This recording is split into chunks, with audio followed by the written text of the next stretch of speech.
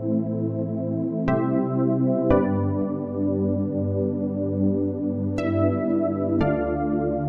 यूँ तो ये जॉब्स पूरे पाकिस्तान में आई हैं, लेकिन इन जॉब्स की सबसे अच्छी बात ये है कि आप लोगों की जो अपॉइंटमेंट होगी, ये जॉब्स होंगी आपके अपनी डिस्ट्रिक्ट या अपनी डिवीज़न के अंदर-अंदर होंगी। आपको किसी और सूबे में या अपने मतलब डिवीज़न को छोड़कर ज़्यादा दूर नहीं जाना पड़ेगा। तो ये जॉब्स एचईसी की तरफ से आई हुई हैं और ये कौन-कौन सी हैं, इन पर आपको मुकम्मल डिटेल भी हम बताते हैं अप्लाई करने के साथ-साथ। तो बात कर लेते हैं, सबसे पहले आगाज़ करते हैं बहावलपुर डिवीज़न की। तो बहावलपुर डिवीज़न के अंदर अच्छा जो जॉब्स मैं आपको बताने वाला हूँ, वो सिर्फ़ वही बताने वाला हूँ जिनकी तादाद ज़्यादा है, ठीक है? और वो होंगे आपके पास जूनियर क्लर्क, लाइब्रेरी, केयरटेकर और लेक्चरर असिस्टेंट की। इन जॉब्स की तफ़सील मैं आपके साथ शेयर करने वाला हूँ, गौर से सुन लीजिएगा। बहावलपुर डिवीज़न की अगर हम बात करें तो यहाँ पर इनके पास जूनियर क्लर्क की 23 सीटें हैं, लाइब्रेरी क्लर्क की 15, केयरटेकर की 6 और लेक्चरर असिस्टेंट की 50 सीटें हैं। पहले मैं आपको डिवीज़न्स के अंदर इन सीटों की तादाद बता देता हूँ, फिर हर पोस्ट के लिए आपकी क्वालिफ़िकेशन क्या होनी चाहिए, वो भी मैं आपको साथ बता देता हूँ। अच्छा जी, डेरा गाज़ी ख़ान में लाइब्रेरी क्लर्क की 18 सीटें हैं और केयरटेकर की 10, जूनियर क्लर्क की 33 सीटें हैं, लेक्चरर असिस्टेंट की 70 सीटें हैं। और इसके साथ फैसलाबाद डिवीज़न की अगर हम बात करें तो यहाँ पर जूनियर क्लर्क की 63 और लाइब्रेरी क्लर्क की 31, केयरटेकर की 20 और लेक्चरर असिस्टेंट की 109 सीटें हैं, ठीक है? और इसके साथ अब हम बात कर लेते हैं गुजरांवाला डिवीज़न की। इसमें जूनियर क्लर्क की 58 सीटें हैं, लाइब्रेरी क्लर्क की 30 सीटें हैं, केयरटेकर की 19 सीटें हैं और लेक्चरर असिस्टेंट की 128 सीटें हैं। ओके जी, लाहौर डिवीज़न के अंदर अब हम आ गए हैं। यहाँ पर इनको चाहिए junior clerk 60, library clerk 26, caretaker 17, lecturer assistant की 89 पोस्ट हैं जी लाहौर डिवीज़न के अंदर। मुल्तान डिवीज़न की बात कर लेते हैं। यहाँ पर जूनियर क्लर्क की 25 और ये आप लोगों को लाइब्रेरी क्लर्क की 13, केयरटेकर की 11, लेक्चरर असिस्टेंट की 41, ठीक है? ये टोटल सीटों की तादाद बता रहा हूँ, वरना उन्होंने डिवीज़न अपना डिस्ट्रिक्ट वाइज़ भी दिए हुए हैं। तो बहरहाल आप अपने डिवीज़न के अंदर किसी भी जगह पर अपने अप्लाई करने के तरीक़ाकार जो बताऊँगा उसके मुताबिक अप्लाई कर सकते हैं पूरी की पूरी डिवीज़न में। ओके जी। रावलपिंडी डिवीज़न की अगर हम बात करें तो यहाँ पर जूनियर क्लर्क की 45 सीटें हैं, केयरटेकर की 14 सीटें हैं, लेक्चरर असिस्टेंट की 46 सीटें हैं और इसमें यहाँ पर नेक्स्ट आ जाते हैं हम साहिवाल डिवीज़न में। यहाँ पर जूनियर क्लर्क की 14, लाइब्रेरी क्लर्क की 9, केयरटेकर की 3 और लेक्चरर असिस्टेंट की 15 सीटें हैं। उसके बाद अब हम आ गए हैं सरगोदा डिवीज़न पर। यहाँ पर आपके पास जूनियर क्लर्क की 34, लाइब्रेरी क्लर्क की 20 और केयरटेकर की 14, लेक्चरर असिस्टेंट की 68 सीटें हैं। तो ये बहुत ज़्यादा पोस्ट आई हुई हैं डिवीज़न वाइज़ और डिस्ट्रिक्ट वाइज़, जो कि आप लोगों को मैं तफ़सील बता चुका हूँ। अब हम इनकी अप्लाई की तरफ चलते हैं। दोस्तों, अप्लाई करने के लिए क्वालिफ़िकेशन की बात करें तो आप लोगों को जूनियर क्लर्क या लाइब्रेरी क्लर्क के लिए क्वालिफ़िकेशन होनी चाहिए इंटरमीडिएट या फिर इसके बराबर कोई ना कोई आपकी डिग्री, यानी कि कोई और डिप्लोमा आपने किया हो जो कि इंटरमीडिएट के बराबर है, 12 साल तालीम के बराबर है, तो भी आप अप्लाई कर सकते हैं।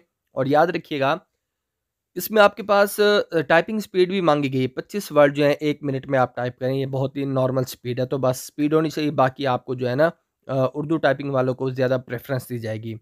केयर टेकर के लिए जो क्वालिफ़िकेशन है वो भी इंटरमीडिएट और इसके बराबर क्वालिफ़िकेशन होनी चाहिए और उसके साथ जो है ना एक्सपीरियंस भी होना चाहिए, स्टोर कीपिंग या ऑफ़िस वर्क का 5 साल का एक्सपीरियंस। लाइब्रेरी असिस्टेंट की अगर हम बात करें तो इसमें आपके पास जो क्वालिफ़िकेशन है वो secondary school certificate second division के साथ होना चाहिए और उसके साथ 4 मंथ का आपके पास सर्टिफ़िकेट कंप्यूटर का भी होना ज़रूरी है लाइब्रेरी असिस्टेंट के लिए।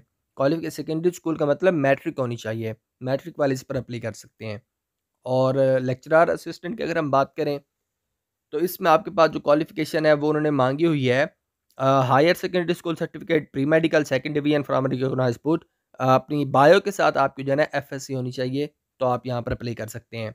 ये कुछ सीटें हैं जो मैं आपके साथ शेयर कर चुका हूँ और उनकी क्वालिफ़िकेशन। अब हम आ जाते हैं अप्लाई करने के तरीक़ेकार की तरफ। अप्लाई करने की अगर हम बात करें तो आपने क्या करना है, एक हाथ से एप्लीकेशन लिखनी है किसके नाम, डिप्टी डायरेक्टर ऑफ कॉलेजेस के नाम, ठीक है जी, डिप्टी डायरेक्टर ऑफ कॉलेजेस उसके नाम आपने दरख्वास्त लिखनी है हाथ से। उसमें आपने बताना है मोहतरम इज़्ज़त माब किसी उर्दू वाले सर से आप दरख्वास्त लिखवा लीजिएगा कि हम ये हमें पता चला है एक इश्तिहार के ज़रिए कि आपके ज़ेर साया ये जॉब्स आई हुई हैं हायर एजुकेशन कमीशन के ज़रिए, और इन जॉब्स पर जो है मेरी भी एक ज़रूरत की जॉब पोस्ट है या वैकेंसी है जिस पर मैं अप्लाई करना चाहता हूँ। तो ये दरख्वास्त उसके लिए मैं दे रहा हूँ। ये जो एप्लीकेशन लिखते हैं ना, उनसे आप पूरी की पूरी सही तरह से अच्छे से दरख्वास्त लिखवा लेंगे। और उसके साथ फिर आपने क्या-क्या भेजना है, उसके साथ आप लोगों ने जो डॉक्यूमेंट साथ अटैच लगाने हैं, आपके सारे के सारे एजुकेशनल सर्टिफ़िकेट्स होने चाहिए, ठीक है जी? यानी कि रिज़ल्ट कार्ड, सनाद जो भी चीज़ें हैं वो, डोमिसाइल होना चाहिए आपका, उसके साथ सीएनएसई, 2 पासपोर्ट साइज़ पिक्चर, और अगर आपके पास कोई एक्सपीरियंस सर्टिफ़िकेट है तो ये चीज़ें आपने क्या करनी है, पहले अटेस्ट करवानी है। लिखा हुआ है गवर्नमेंट गेज़ेटेड ऑफ़िसर, गवर्नमेंट का जो गेज़ेटेड ऑफ़िसर हो उससे। अब भाई गेज़ेटेड ऑफ़िसर कौन-सा होता है? हर वो बंदा जिसका स्केल 16 या उससे ऊपर है वो गेज़ेटेड ऑफ़िसर है। तो आपने उससे इनको अटेस्ट करवाना है। अटेस्ट करवाने से क्या मुराद है?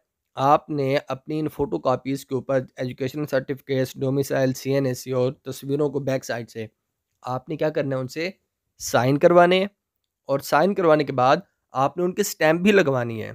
ये होता है टेस्ट करवाना। तो कोई भी किसी भी डिपार्टमेंट से हो, लेकिन गवर्नमेंट का बंदा हो और 16वें स्केल या उससे ज़्यादा का हो, उससे आपने ये काम करवाना है। और इन चीज़ों को आपने कहीं भी नहीं दूर भेजने की ज़रूरत नहीं है। आपके जो अपने ज़िले का जो डिप्टी डायरेक्टर ऑफ कॉलेजेस होगा ना, उसको जाके आपने जमा करा देना, उसके ऑफ़िस में आपने दरख़्वास्त दे देनी है। ठीक है जी? डिवीज़न की भी नहीं बात कर रहा मैं। अपने ज़िले का जो आपका डिप्टी डायरेक्टर ऑफ कॉलेजेस होगा, उसको जाके आपने ये दरख़्वास्त जमा करवानी है। कब तक? 21 जनवरी 2022 तक। दोस्तों, ये जॉब्स हैं, जिनकी मुकम्मल तफ़सील मैं आपको बता चुका हूँ, और उसमें ये डिपेंड करेगा कि अगर आपके कैंडिडेट्स जो हैं वो कम है, ज़्यादा नहीं होते, तो डायरेक्ट आपके इंटरव्यू कर लिए जाएँगे।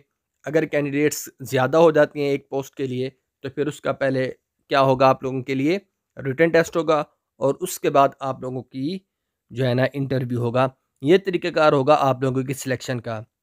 मैं दोबारा रिपीट कर दूँ, इसमें कोटा भी है, 5% माइनॉरिटी कोटा, 3% डिसेबल्ड पर्सन्स के लिए, और 15% जो है वो वुमेन कोटा के लिए जो है ना रिज़र्व्ड हैं। तो बाकी जो मेल्स हैं वो ओपन मेरिट पर ही अप्लाई करेंगे। उनका इन जॉब्स के अंदर किसी किस्म का कोई कोटा नहीं है। दोस्तों, ये बेहतरीन जॉब्स हैं, क्योंकि ये इन जॉब्स की सबसे अच्छी बात ये है कि आप अपने घर में जॉब करेंगे, यानी कि अपने ज़िले के अंदर जॉब कर सकते हैं।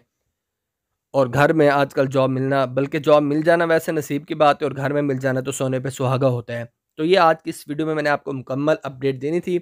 हायर एजुकेशन कमीशन यानी कि एचई की तरफ से, एचईसी की तरफ से जो जॉब्स आनी थी उनके बारे में। और अगर आपको ये वीडियो पसंद आई है तो इसको आप लाइक कीजिएगा, अच्छे से कमेंट कीजिएगा, और आगे शेयर करना मत भूलिएगा।